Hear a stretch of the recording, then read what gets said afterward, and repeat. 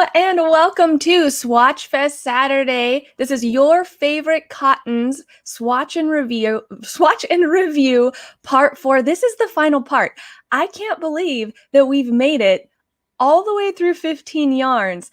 I don't think I've ever worked with that many yarns this quickly in that short period of a time. That's 4 weeks, 15 yarns, 2 swatches each. This is nuts. So in today's swatch and review, I've got 3 luxury indie yarns that I'm excited to share with you guys. I didn't initially intend on it being luxury yarns, but what happened is they came in hank form, which meant that they needed to be wound up before I could swatch with them. So I put them on the back burner. They all 3 happened to be about the same price and one of the most expensive yarns out of the entire bunch. So what are these yarns?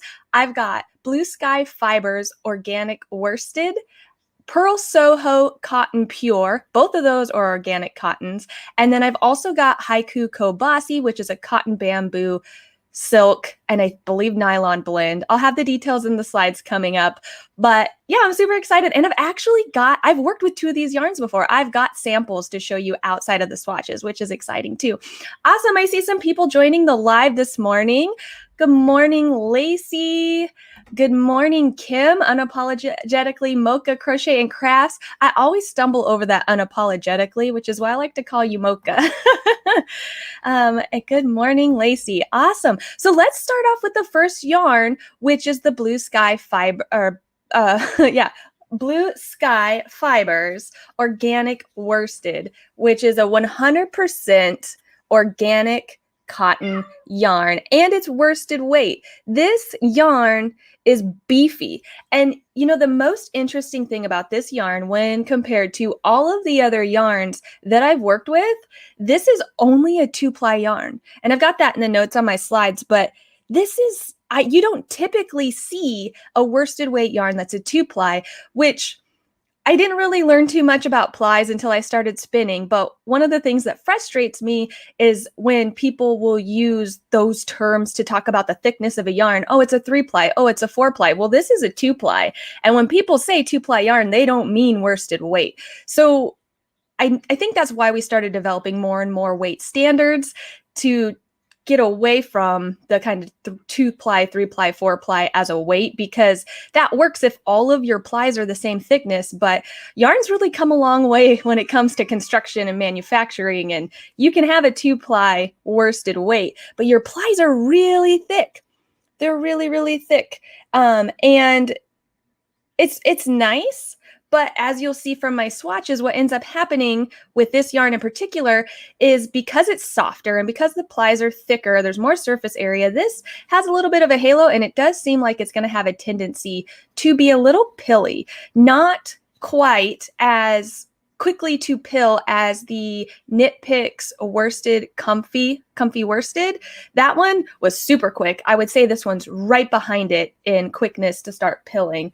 Here are my swatches, and Kim says that's a thick 4. Yes, it is. It is. So if I'm learning the weight, the numbers category, because I've mostly been with the terms lace weight, fingering weight, sport weight, DK weight, and then on. And so I'm now learning to put those numbers with them, which is not the ply system. I don't even know who created it, like some sort of craft.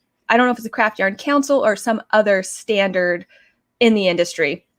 But it is. 4 is worsted weight, and it's a thick one. Let's see. Here's the knit swatch. Let me take this down.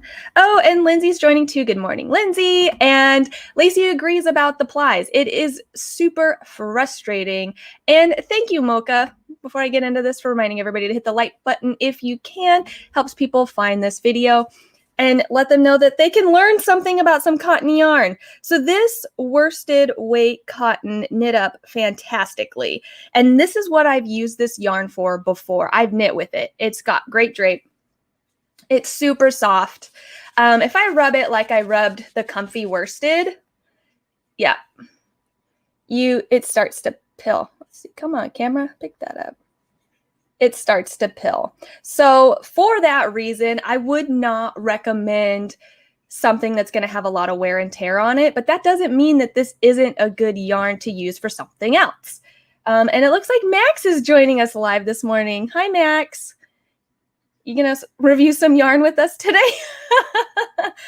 And then here is my crochet swatch. So immediately I was not in love with the way this yarn crocheted up, and I was a little disappointed because I like working with it when I knit with it, but it just like really opened and expanded, and I wasn't super fan of it. It's got a little stretch vertically, but horizontally there's not much, which is fine. Cotton doesn't typically tend to have that much stretch, but it's just really open, and it's not my favorite when it comes to that. I could have gone down in hook size, but we've talked about this. The stitches get denser, everything gets heavier, and this is already a worsted weight yarn. So I don't know that I'm in love with this yarn for crocheting, but I do like it for knitting. So let's get into the details of this yarn. And Kim noticed my co-host. I think he's just going to be chilling back there for a little bit, and I'm not mad about it. Let's see here. Swatch and review part 4. There we go. So the Blue Sky Fibers organic cotton is a 100% certified organic cotton. It's worsted weight. You get 137 meters or 150 yards in a 100-gram hank put up, 3.5 ounces. It's $15.50. So this is a pricier cotton. Again, I do think that that has to do with that organic certification price tag.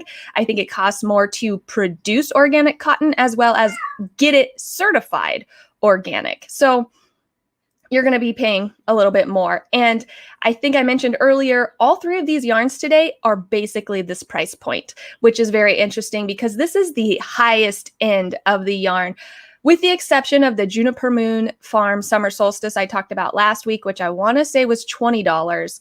These guys are up here. So the crochet hook I used for this swatch was a 5mm, and then the needle size was also a 5mm. So that's a US 8 hook and a US 8 knitting needles. That's pretty common for worsted weight, and I felt like it fit the yarn well. Maybe going down a hook size possibly, but and maybe even knitting, you could do that as well, but I don't think that it's super necessary. The gauge is pretty big. As you can see for the crochet, it's 3 stitches and 2 rows is 1 inch. It's pretty massive. And even for knitting, 4 stitches to 1 inch and 6 rows to 1 inch is pretty big. So it will work up quickly. And then I've already talked about how it's only a 2-ply, which I think is why it is so soft, but it also has a tendency to pill pretty quickly. So I took all of these things into consideration when I looked at yarns or patterns that I wanted to recommend for the yarn. And the biggest thing that showed up is I found designers using this yarn to design washcloths. And while cotton washcloths are great, I just don't know that this one would be a great idea to use for washcloths. I would steer clear of that unless it's like a specialty washcloth for like washing your face gently. I would not use it in the kitchen whatsoever. So the crochet patterns that I found this super cute hat, Alternating Hearts Beanie. It's just a super thick, chunky looking hat with these little heart details on it. I even saw a similar pattern by another designer where instead of hearts, they made little like orange round dots and called them pumpkins. And I thought, what if you went back and added a little stem? How freaking cute would that be? I'm not one who tends to wear thicker hats, but if I was, this would be the kind of thick hat that I would wear. And I think the pom-pom was an excellent addition on their part. So this is by One Stop Wonders, and it converted into $5.81 US dollars once I did the conversion on the price here. Let me catch up on the chats with you guys so I don't miss anything. So it looks like Kim's saying that she thinks that this yarn would work well for an open stitch poncho or light shawl.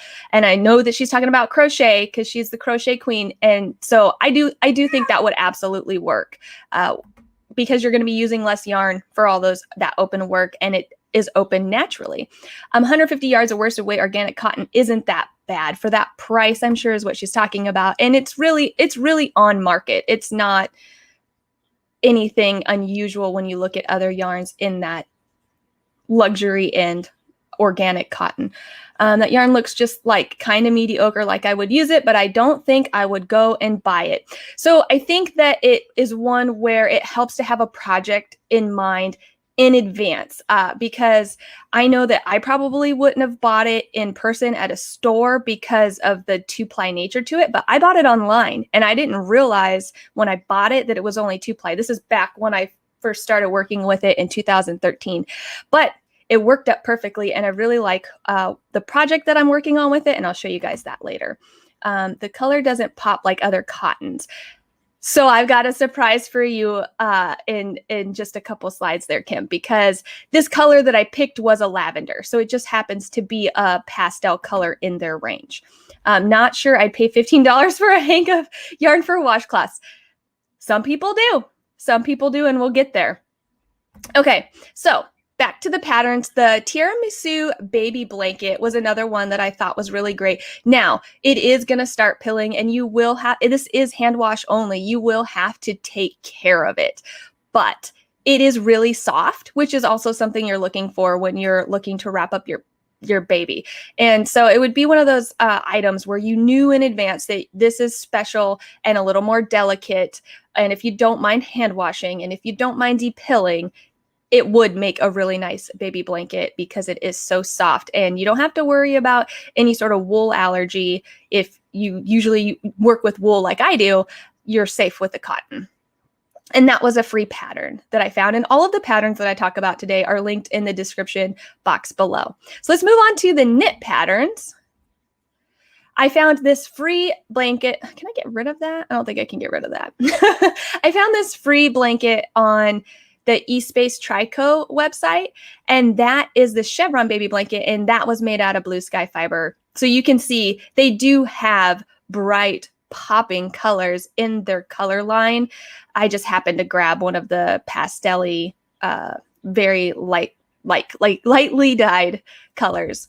So yeah, again, I think this would be a great yarn for a blanket. And then this top. So again, it's going to pill a little bit, but the softness is what makes it ideal for something that's going to be worn next to your skin. And so as long as you are willing to take care of your item, and maybe the pilling doesn't bother you all that much, this would be a route for that. And this is the Seven Sisters top, and it's for sale for $6. It's pretty basic. There's some simple detailing in it.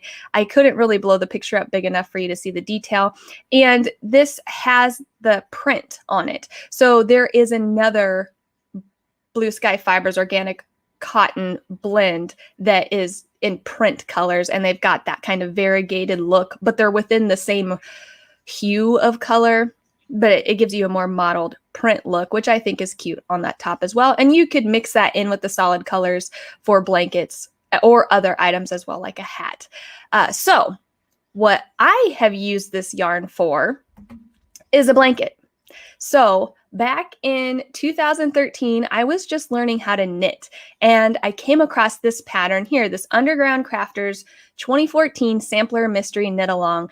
And the pattern was free while the knit along was going on, and it was a learn how to knit sampler blanket. And since I was learning how to knit, I just got super excited, and I was I don't remember if I was pregnant or trying to get pregnant. And so I thought, okay, I'm going to learn how to knit better than just knit and purl. And I am going to make a baby blanket for the baby that I'm trying to have, which she's now 6 and the blanket's not done. But I quickly got bored because the way the pattern worked is they only released 1 block a month. So I was able to knit a block a month, share it in the group. They were doing giveaways every month for people who were finishing their blocks during the month. And so that was another incentive in the community. It was a great time, but I learned how to knit so much more quickly than a year that I quickly got bored and I fell behind. And that's why I still haven't finished it, because the squares, I've already done one of every square and I have to repeat them to finish my blanket. And I'll show you that in a second. And I just don't feel motivated or inspired to work on it because it's just boring to me at this point. I'm more of an adventurous knitter and crocheter where I always want to be doing things that are more and more complicated unless I want something super basic, but I just don't go back to this one. she has left the pattern up. It is now for sale for $9, and she's left it as a mystery. So there's no pictures of the blanket. So I only put this one spoiler up of one of my squares from my project page on Ravelry, but I have the blanket right here. So let me show you my blanket. So I decided to go rainbow. So I've got a whole row of red, orange, yellow, green, and then I also have blue and purple, and I think I'm halfway through the blue squares, and then I have to do the purple squares, block them, and seam them all. And the blanket's not super heavy, despite it being a pretty thick worsted weight made out of cotton, and I think that has to do with the way that it's spun. It has great drape.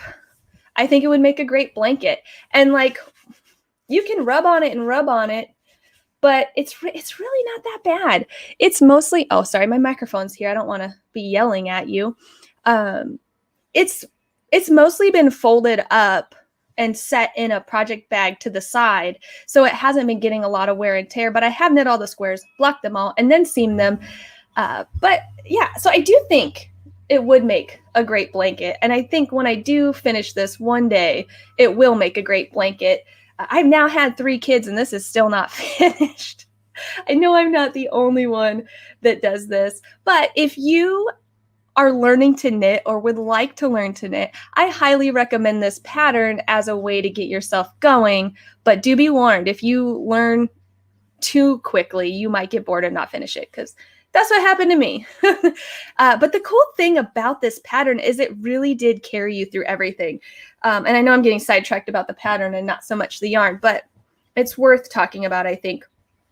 You start by learning how to read knit and purls and doing like basic designs. I mean, these are just knit and purls, but as you keep going, you start learning more fancier techniques like slipping stitches and leaving stitches in the front and back of your work. Then you move on to cables. Then you move on to lace. And then you move on to lace and cables. So it really was a pattern where you could start with knit and purl and move your way through most of the beginner to intermediate knitting techniques. The only thing that's not in here is brioche and like things like fisherman's rib. But what you're going to find in most basic to intermediate knitting patterns is in this pattern. And it teaches you how to read it all, which is great. I want to say it's all written. I don't think there were any charts. But one thing I did notice, this thing got damp. And I blocked these. This thing got damp, and my red dyed my yellow a little bit. See if we can... I don't know if it's picking it up at all. But my red dye did bleed onto the yellow a little bit. So I'm kind of thinking that I should have washed my swatches a little bit better before seaming it all together, and then that would be something to be wary of when you're doing a multiple color project as well. This tends to happen with cotton because cotton doesn't take dye as easily as other fibers do. So the way they end up getting dyed, they tend to bleed a little bit in the first baths. I felt so bad. When I was working at my local yarn store, this woman made a wrap. It was actually with silk though, but same problem. She made the entire multiple colored shawl in silk, and one of the colors was black. Then when she blocked it, you know, when you let it sit in a bath full of water with possibly some wool wash in it, rinse-free wool wash, it kind of folds over on itself. Well, when that happened, the blue dye leaked, or the black dye leaked all over the rest of her project, and she had almost white colors on there. So when she finished blocking it, everything was over dyed slightly black with some black splotches. It was horrendous. And if you check the yarn label, it said, you know, wash the yarn pretty much before you work with it because this might happen. And so that is something to be mindful of. And not that I should have washed this yarn in advance because the squares are made individually, but had I washed them maybe a little better than just a small amount of water, and maybe, I don't know, I think I should have done a better job of rinsing this yarn. So that's something to be aware of. Let me catch up in the chats with you guys. Lacey, I really like your blanket. Maybe you will get back around to it one day. Yeah, I try to pick it up, but it quickly gets put down after 1 or 2 squares. That's cute. You should finish it. I really should. I should. And you guys know what it's like to have works in progress for several years. That you know that it's there. You know you should work on it. For whatever reason, there's no inspiration to do that. I have a blanket that has been sitting in a project bag for 4 years. See, that's what I'm saying.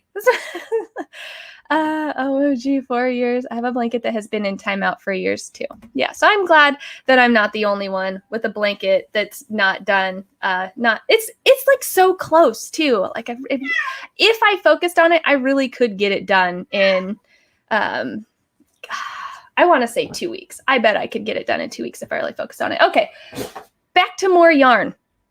The next yarn I have to talk about is Purl Soho's Cotton Pure. This is another 100% organic cotton, but it's sport weight. And this yarn is really, really drapey. I thoroughly enjoyed working with this yarn and the way that this yarn worked up.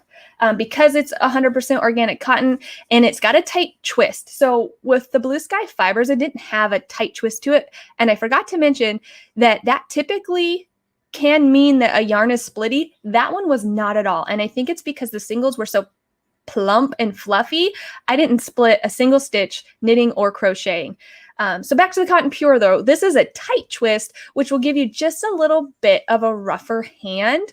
And it does have that natural cotton feel, unlike the mercerized or treated cottons that are a little slicker and smoother and softer. This one feels like a natural cotton with a little bit of a tight twist on it, but it has great drape. So this is my knit swatch, and I loved the way that this draped. I think that this would be great for garments, which is what I'm always searching for. I love a good garment yarn, but because of the way that it feels durable and it's still next to skin soft, it feels like a workhorse cotton that can also be luxurious. So I think that this is a really versatile yarn. This is the Crochet Swatch.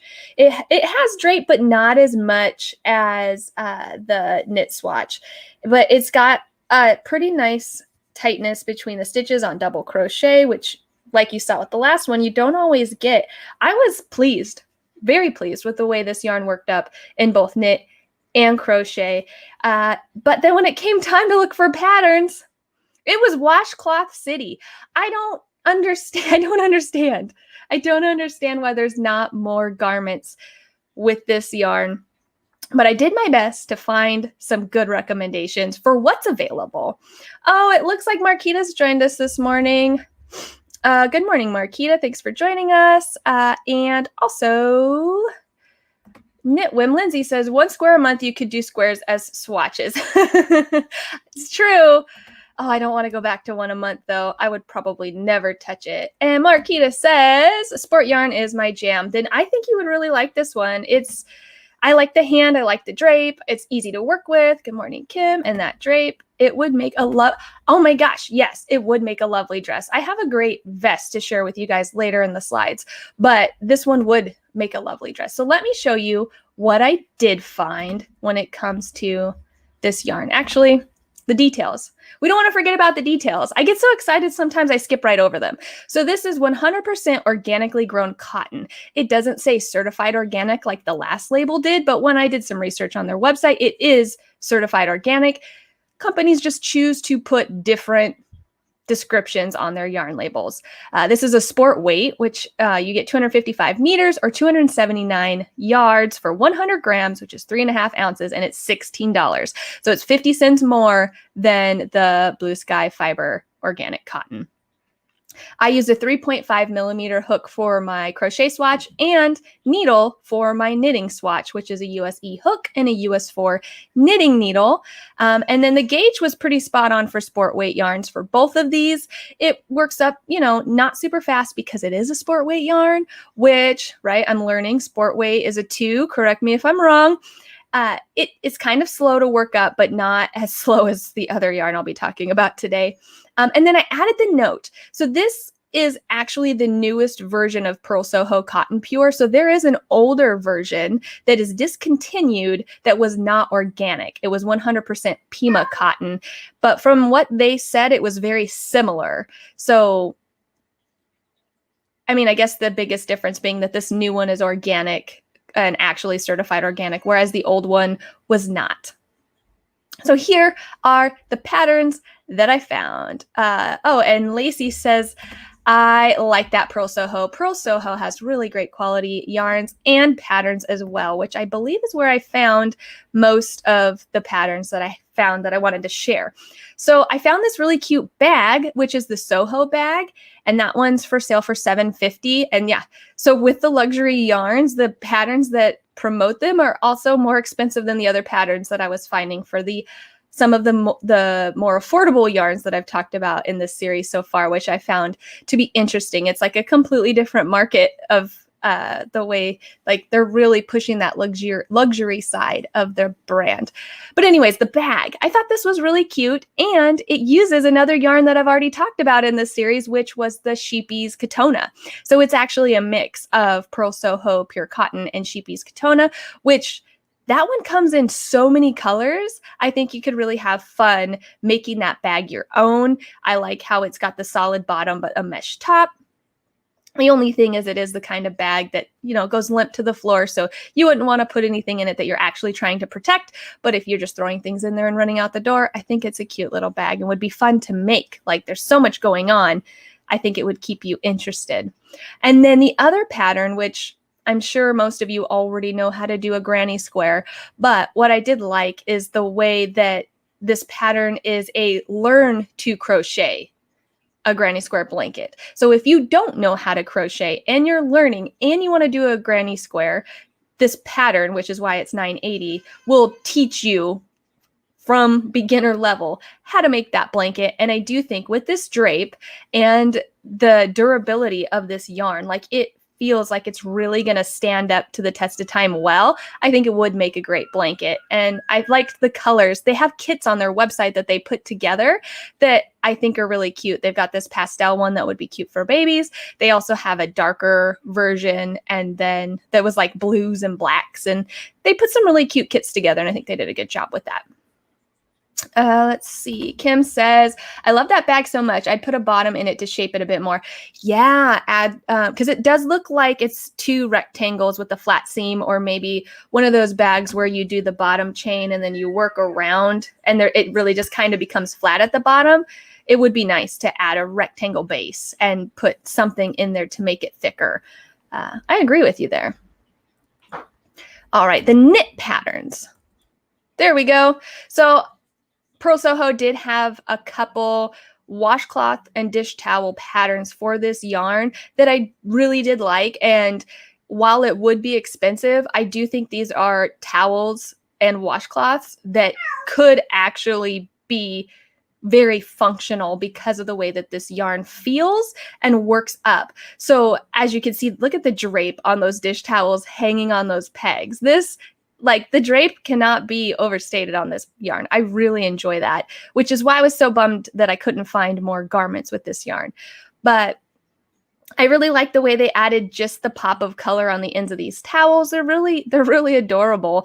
And I think that, you know, for people, would definitely be a great gift for people who don't like the look of handmade, but you want to make them something by hand. I think these are one of those towels where you would think that somebody bought this in the store. And so it could be a secret between the two of you, because I know I have people in my family who I like to make things as gifts because it's enjoyable for me. If I'm good, I'd rather make a gift for someone than buy a gift for someone if I find the time. That is the caveat. But I have people who don't like the look of something that's handmade. If you can tell that it was handmade at all, they're like, no, get it out of here. This would be a good gift for them. And then the other pattern I found was this cute Cassis Rompber, which is a $9 pattern. I think this one's on PayHip. And I couldn't fit another picture of this romper in here, but it has a cross tie in the back, which I think is really cool. When you look at dressing children, it can be really difficult. They don't like things going over their heads. when they're smaller than the child in the picture, they fight you. It's hard to get arms and legs in, and you get one leg in and they kick it out before you get the other one in. So I like that it tied in the back. I feel like that would be easier to get them in and out of that one. And I just thought it was a cute little textured pattern. And I really do think this yarn is going to hold up to something like a romper. Awesome. So that is going to bring me to the last yarn that I have to talk about today, which is another yarn that I've actually worked with, and that is HiKoo CoBaSi. This is the finest yarn that I've worked with out of this entire series. The Juniper Moon Farm Summer Solstice was a close second, but this one ended up being just a little bit finer when it came time to my swatches, the gauge on my swatches. So this yarn, I love this color. It's such a bright blue. It's just pops so well. This is a cotton bamboo silk blend that was originally designed to be a wool-free sock yarn. So this wasn't just, oh, let's make a cotton yarn. This was, let's make a cotton yarn for socks. We want to make a sock yarn that is made for making socks. And I say it like that because sometimes people will use the term sock yarn to mean like a fingering weight yarn, even though it's not necessarily for socks. And I'm saying sock yarn as in meant for socks. And it is a fingering weight yarn. So here is my swatches. They're smaller because they took forever. I even wished I had cast on less. So this is the knit swatch. This has drape for days. Drape for days. There's good weight to this yarn, which I think lends itself to the drape. And the blend of bamboo, silk, and nylon is going to also give you a different type of feeling to the construction of the yarn. That is one thing you'll notice about this yarn. So here's my crochet swatch. It doesn't have as much drape as the knit, but it's still pretty good for crochet.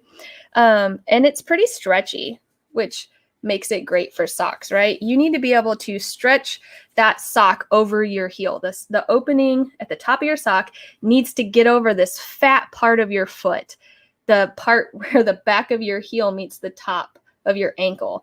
That is the struggle. Let me show you the stretch on the knit real quick because I forgot. Great stretch, which makes it ideal for socks and garments. I think this is a multi-purpose yarn. It also has a texture to it that I think would make it ideal for washcloths, dish towels as well. And you really could use this yarn for anything. I really do believe that. It's next to skin soft, but it's not so soft that it's gonna pill. It's a very durable yarn. And let me see if I can pick it up in the camera, if the camera will cooperate with me. Please, no? No. It auto-focused again, but you're not gonna see the texture. This yarn has an interesting texture to it because of the types of fibers that are in it. They're individual plies that are then all plied together. And I think it's that elastic nylon that's in there that kind of shrinks everything up. And that's what really gives it this amazing stretch factor that you don't get in the other cottons. There's some, but I feel like there's more in the CoBaSi. And I think that's what really gives it the interesting looking texture. It's not like a smooth yarn that you're usually looking at. So yeah, that is what I wanted to say about that. And let's go ahead. Yes, lacy. Wow, that stretches as a thing. It's definitely a thing. The socks that I've made out of it that I have to share with you today. This yarn is the only reason I decided to try crocheting socks, and I'll get into more detail about that when I share those. Kim saying CoBaSi is interesting. I have it in that color because it's such a good color, and I'm on the fence, but I think I might have a DK weight because it's thicker than what you're showing. So CoBaSi comes in fingering weight, which is the original, and that's where you get the biggest line of colors. They have a large line of colors in the original CoBaSi. Then there's also CoBaSi DK, and it has a smaller range of colors. And then CoBaSi Plus, which is their worsted weight. And it looks thinner, but it works up well as a worsted weight, almost like a heavy worsted weight.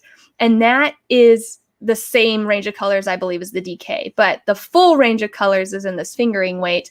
And I really like this one. The DK is a close second, but I'm not a huge fan of the plus because the plus it's just heavy. It's so thick that it becomes extremely heavy. This is one of the heavier cottons, which is also one of the reasons it has good drape. And when I say heavy, I don't mean thick. I mean actual weight of the fibers for how much thickness that they take up.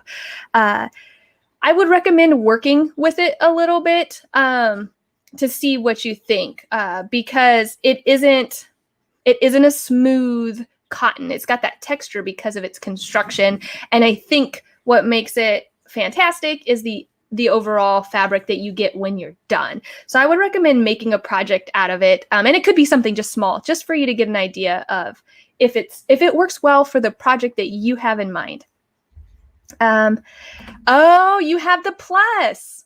Okay, then there you go. Yeah, I'm not a big fan of the plus. I know that there's reasons why yarn lines expand into the plus size range, like worsted weight for this line. But me personally, I tend to like finer yarns and I tend to like natural fibers. So that's just a personal preference. But yeah, I would definitely, Kim, I would recommend trying to go down, like maybe try the DK. But for crochet, the fingering, really, it's slow, but that's why you get such amazing work. And now Miley is joining the live stream. This is the live stream with all the cat appearances. She wants to go outside. You're going to have to wait. I'm sorry. You're just going to have to wait. Okay, so let's go to the details on the CoBaSi. Here it is. And I stole the yarn hank photo from their website, and I think it's this color. Turquoise is one of those colors that's hard to photograph because sometimes it looks bluer, sometimes it looks greener. This colorway, I think, let me go ahead and open the label. It's called Curacao, and I think that's a pretty accurate description of the color. I don't know that the hank shows it off quite the same way that my camera picks it up. So it's more like my swatches, I want to say. Just a nice bright blue. So this yarn is 55% cotton, 16% viscose from bamboo, 8% silk, and 21% elastic nylon. And that's what gives you that texture in the yarn, and that's what gives you that stretch. It is fingering weight. It's 201 meters or 220 yards for 50 grams, which is 1.7 ounces, and it retails for $8. So the other two put-ups we looked at are 100 grams, which would put this at $16 for 100 grams. You need 2 of these hanks to knit a pair of socks. And if you're going to crochet, you need 3 because it takes more yarn to crochet. And I crocheted socks out of this yarn, so I know. And I have small feet, so that's a whole side note. So yeah, it is $16 for 100 grams, which is on the pricier side of things, but you're actually getting silk in this yarn, which the only other yarn that had silk in it that I did in this series was the $20 summer solstice yarn. So it's not far off from what the market prices are for this type of luxury fiber. But I did have to use tiny hooks and needles because it is fingering weight yarn. It's meant for socks. You want thin, tight stitches for socks. So it was a 3.0 millimeter USC for the crochet swatch, and then a 2.75 millimeter US2 for the knit swatch. And look at that gauge. The crochet is not bad. 6 stitches and 3 1/4 rows is an inch. But look at the knit gauge. 7 stitches to the inch and 12 rows per inch. That is sock gauge. 7 stitches to the inch is actually kind of big for sock gauge. So if you were actually going to be knitting socks, you might want to drop down even more. And again, this is my gauge. So I typically knit socks on US zeros anyways, which would make sense. If I drop down from a US2 to a US 0, I would easily be able to get that 8 stitches or 9 stitches to the inch that sock patterns usually call for.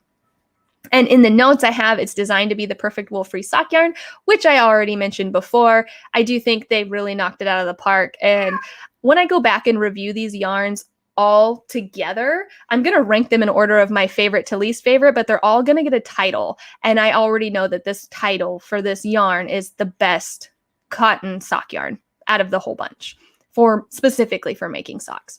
So let's look at the patterns. I found the cutest crochet shawl. Look at that. The flower striped shawl by Rachel. And there, is that gonna go away so we can see? It's a $6 pattern. I just loved this. When I first saw this, I thought it was knit. I wasn't really paying super attention to the border, but I saw the shawl. I thought it was knit.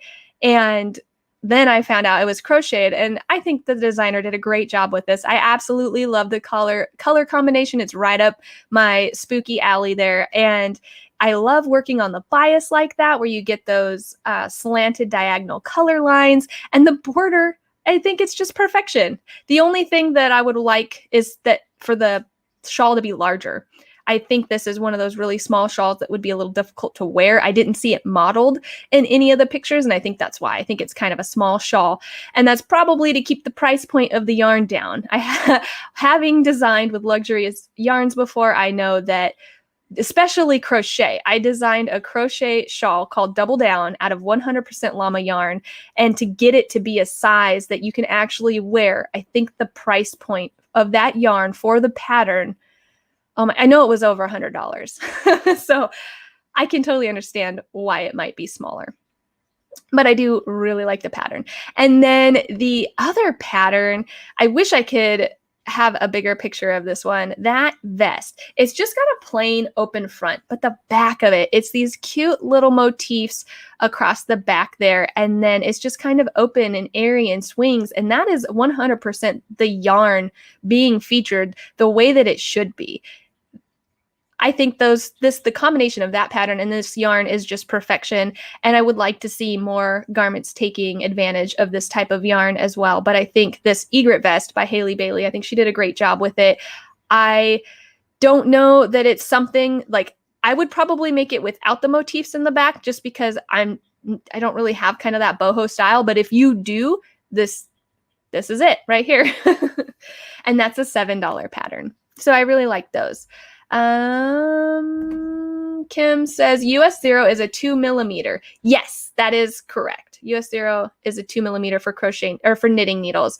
For crochet, I don't know the US letter on a 0. Let's see. And then for the knitting patterns, I found this really cute crop top. Now, I generally don't wear crop tops, but I know they're trending right now.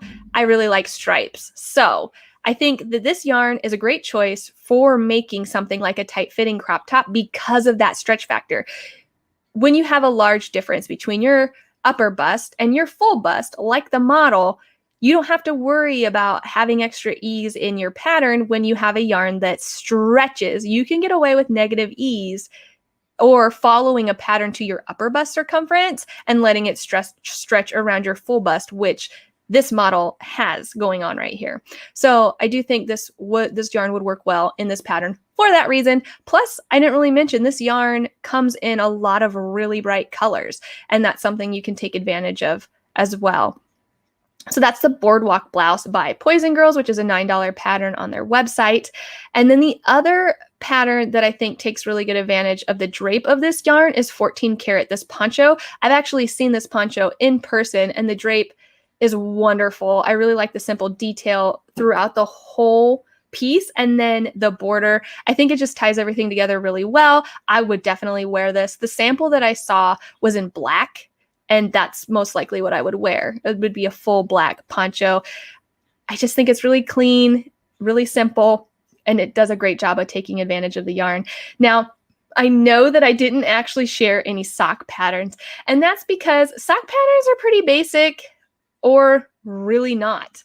It's hard for me to find a sock pattern that really gets me excited.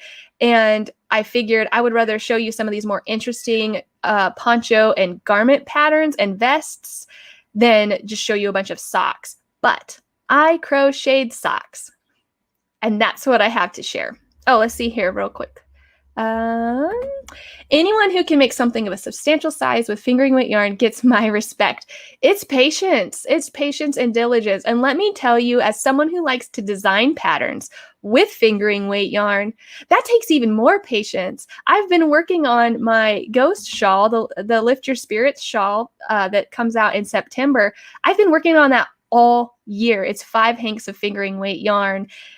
It's just a lot of work. And when you like not just to make it, but then on top of it, write it all. And it's a labor of love that takes a lot of patience. But I really think if you can find the patience and the willingness to put that amount of work into something, it really pays off, because that 14 karat poncho in a thicker weight yarn would absolutely not behave the same way. If you tried to make that with the CoBaSi Plus, no, it would just be heavy. It would look bulky. It doesn't give you the elegance that the finer weight does, which is why I like to use finer weights for crochet too. It already has a thicker knot-like structure to it, and moving down in yarn weight removes that, and that's where you start getting that drape. Lacey says, I love all them patterns for this yarn. I might have to give it a try. Absolutely. Get a small hank and just try some swatching. For crochet, I would recommend the fingering weight. How warm would that poncho be? I don't think it would be that warm, honestly. I think it would trap a little bit of heat, but it's not going to keep you warm. What I think it would be good for is transition seasons. So when you're going from a cooler spring into summer, or when you're going from summer into fall, I don't think, maybe you could get away with it a little bit in fall, but I think once fall hits, it's not going to be warm enough. And then, yeah, so it's more of like a warmer transitional piece. I think that this would be ideal for something where when you live somewhere that it's warm and there's constantly air conditioning inside the buildings, so you need to be cool outside and then you get inside and you're freezing, I would bring this and throw it on. That's what I think it would be good for, or in between seasons as well. Or those nights where it's really warm during the day, or I said the nights, the days where it's really warm during the day and then it gets a little chilly at night, throw that on. I also think that would be super cute over a dress. Okay, those are all my side rants. So the socks, and I crocheted socks. So this yarn is the only reason I decided to try crocheting socks, because I've been crocheting since I was young. I learned when I was 9, and I pretty much crocheted my whole life. Not as much as I do now when I was younger, but I was crocheting throughout elementary school, high school. I did speeches on how to crochet in college just because I was fully fascinated. It's been a part of my life, my whole life. And then I learned to knit in 2013, and I became fully obsessed with knitting. And that's when I learned how to knit socks. And I just was like, I don't think I'll ever crochet socks, because crochet can't be knitting, and knitting can be so thin and stretchy. And I thought, why would I ever crochet socks that are going to be bulkier than what I can get with knit fabric? But I wanted to give it a try. And this yarn encouraged me, because once I started working at my local yarn store and they carried this yarn and we had a ton of samples in it, we had customers who were in love with it and would continue to use it and bring in their projects with it, I thought, you know what? If I'm going to crochet socks, this is the yarn to do it in, because it is so stretchy. I'm going to give it a try. And then an issue of interweave crochet came across during checkout, and I saw these socks in there and I fell in love. So these are the Birch Cable socks by Brenda KB Anderson. I freaking love her, by the way. She does a lot of crochet designs for interweave crochet, and I really think that her, along with all of the other designers that submit to that magazine and get published in that magazine, are really stepping up what can be done with crochet. That's one of my favorite magazines that are crochet magazines, like hands down. This issue, it's a couple years old. It was all about crocheted cables, and I found these socks. I fell in love. I got that orange yarn. I crocheted these socks up so fast. So I will say that crochet socks work up extremely fast, way faster than knit socks. They're way easier to rip back and fix if you need to. The only thing is they are thicker, and they don't tend to stretch as much, even though these ones do, because they're made out of CoBaSi. I wear them from time to time, but I don't grab them over my knit socks. But if you only crochet, then you wouldn't have knit socks to choose over these ones. So I highly recommend this pattern. It's $5.50 on Interweave's website now, which I also highly appreciate. Sometimes magazines will publish issues and then you can't get the pattern, and you can't get the issue anymore, and you can't get the pattern individually. Interweave has all of their patterns individually, and when I linked to this one last night, I don't know if it was just for me or for everyone, because I know there's targeted ads and stuff, but it was on sale for like $3 instead of the $5.50. So I don't know if it's still on sale or not, but I highly recommend this pattern. It is intermediate advanced crocheting. It has these cables that were really fun to do, but you really have to know how to read your stitches in order to make them. And there's just a lot of fine details in them where I just don't think it would be a good idea for a beginner to attempt these. But for someone who is confident in their crocheting skills and has never crocheted socks, because I had never, it's definitely doable. Let me show you, because that is my last slide. Let me show you the socks. I have them right here. So here they are. And I washed them, but they're still like stain a little bit, because I wear my socks not only in my shoes, but also around my house, which is not very good for your handmade socks, because you're walking all over all sorts of textures. And when you have 3 children, things end up on the floor that shouldn't, and you step in that too. So I might have stained the bottom of my socks a little bit by wearing them in the house. But I really like, there's this really cool back loop stitches that gives you that nice texture on the toe, but the bottom of your sock is one plain stitch. Like, what is that? Like grass stuck in there? It's one plain stitch across the bottom of your foot until you get to the heel. It has the same stitching as across the toe, and the toe and the heel are done afterwards.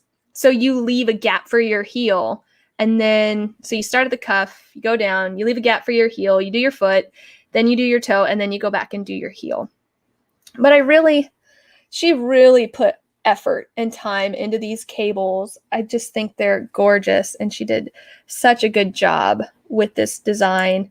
And there tends to be gapping with cables, but it's really not that bad on this pattern, considering it is a sock that gets stretched out when you work with it. But I loved this little cable down the side, and then this textured bit across the top of the foot on top of the cables. I tried to flatten this one so you could see it. And it's just gorgeous. I love this design so much. I don't have any plans to crochet socks again.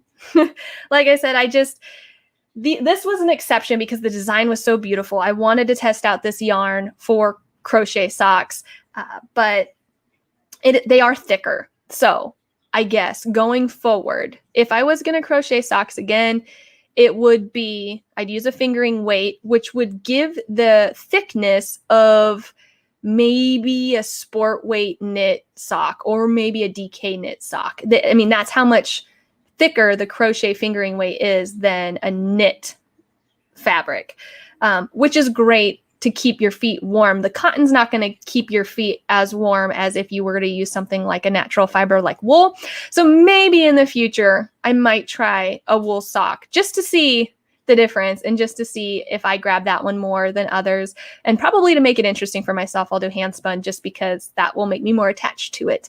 But, oh, what I did want to mention about these socks is another reason I think it's a great pattern for this sock, and I'm not a sock crocheter, so I'm not well versed in what other crochet sock patterns are suggesting. This sock is in extended single crochet, and I really enjoyed that. It's not single crochet, so it's not super small and tight and dense, but it's not half double either. It's a nice in-between stitch, which I thought fit the pattern well, and I really enjoyed. So yeah, I didn't want to forget to mention that either.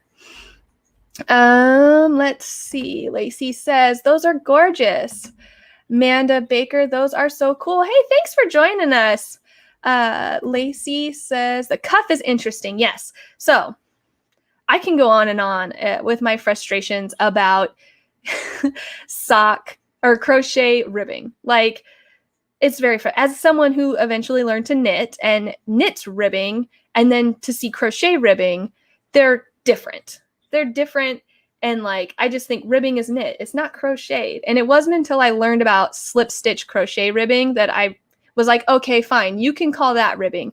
But something like this, it's called ribbing in crochet, but I don't I don't like to use it as ribbing, and I don't like to refer to it as ribbing.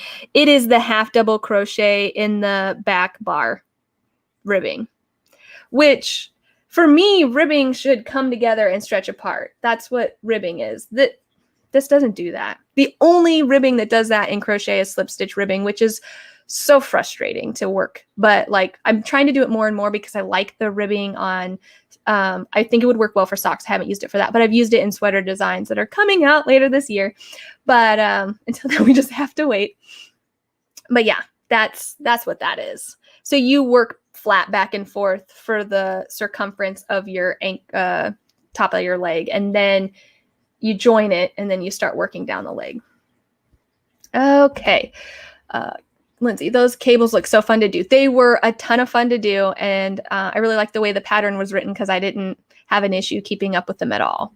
And also, it's so complicated. It's one of those things that I don't know that if you crossed over the wrong direction that you would notice it. You just kind of keep going. Do you think lace weight yarn would be usable for crochet socks? Oh, absolutely.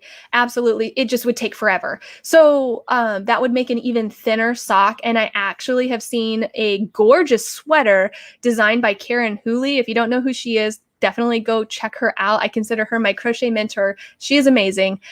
She has a sweater that she designed out of lace weight crochet. And I'm just like, somebody made that, because I'm sure it took forever. But because it's so thin, it behaves. It makes such a great fabric. So I do think that lace weight would work. It's going to take a lot longer. I've been looking for a more usable cuff on socks. It's frustrating. Try slip stitch crochet. I think that that's going to be a little bit better than this. Not that it's bad. And I can just go, I'll throw it on and I'll show you guys what happens. The only thing is that with cotton yarns, if they get any sort of moisture in them, they start to get heavy and stretch out. So that is something to notice too. Over time, they do get a little stretched out and baggy, but there's no issue here in the cuff. It fits well and it doesn't fall down, and it goes over my heel just fine. That's the biggest concern when you're going to crochet socks. You need your socks stretchy enough that you can get this opening over here. This is the biggest. You need to be able to stretch to here to be able to pull it up. And after stretching here, you want it to get thin enough that it's not going to fall down. That is the struggle with socks. And I know this firsthand because last year I designed a knitted pair of socks out of hand spun that was worsted weight, and it had a color work design up the leg. They're these witch's brew socks that is like a cauldron, and I made little puff baubles, and the color work fabric was so tight because of my locked floats that after I finished the socks, I couldn't get them over that part of my foot. So it's not just a problem with crochet, also knitting. If your fabric is too tight and doesn't stretch enough, you won't be able to get that sock on. Oh, wow. I bet it was beautiful. But yes, a whole sweater in lace weight yarn. Yeah. So what I love about Karen Hooley is she sets up booths at local marketplaces for fiber arts, and she has all of her samples set out. So when you go to her booth, she's got all of her books. She has several published books, and she sells almost every single pattern individually as a printout as well. So you can get hard copies of her patterns, you can get her books, and she's got all like so many samples in her booth. And that was where I want to say it was kind of like a waffle stitch sweater. I don't remember the name of it though, unfortunately. Those actually look like they really are comfy. They are. They don't feel thick or bulky. They don't feel like walking on anything naughty. They feel great. They're not as desirable to me as my knit socks. So yeah, that is everything that I wanted to talk about today. So what is coming up next week, right? This is my final batch of your favorite cotton yarns, which brings this series to a close. So what am I going to be going live about next Saturday? Well, I'm actually going to have somebody here live with me, which is super exciting. So I have been talking with Kim, who's in the chat, Unapologetically Mocha and Crafts Crochet, and we both ordered the exact same yarn. And next Saturday, we're going to be swatching it live and sharing kind of first impressions and comparing it to other yarns we've worked with and talking about it as we work it up and just kind of reviewing it live together. So she primarily crochets. I don't know if she knits at all. Mocha, do you knit at all? I do both, but since she's such an avid crocheter, I'm going to be knitting with the yarn. She's going to be crocheting with the yarn. And so we'll be able to give our different thoughts and perspectives from that way. And I'm super excited to do that with her and try something new. So she does have her own YouTube channel. If you haven't checked it out, definitely go over there and subscribe. And I'm excited to be doing that with her. And then she says, this is going to be fun. I think it's going to be a lot of fun. And I'm very excited to be able to bounce comments back and forth with each other and to get different opinions, right? Like that's what I think is going to be fun about this. Lacey says, very cool. Marquita says, yay, how fun. And she says, I've tried and failed several times.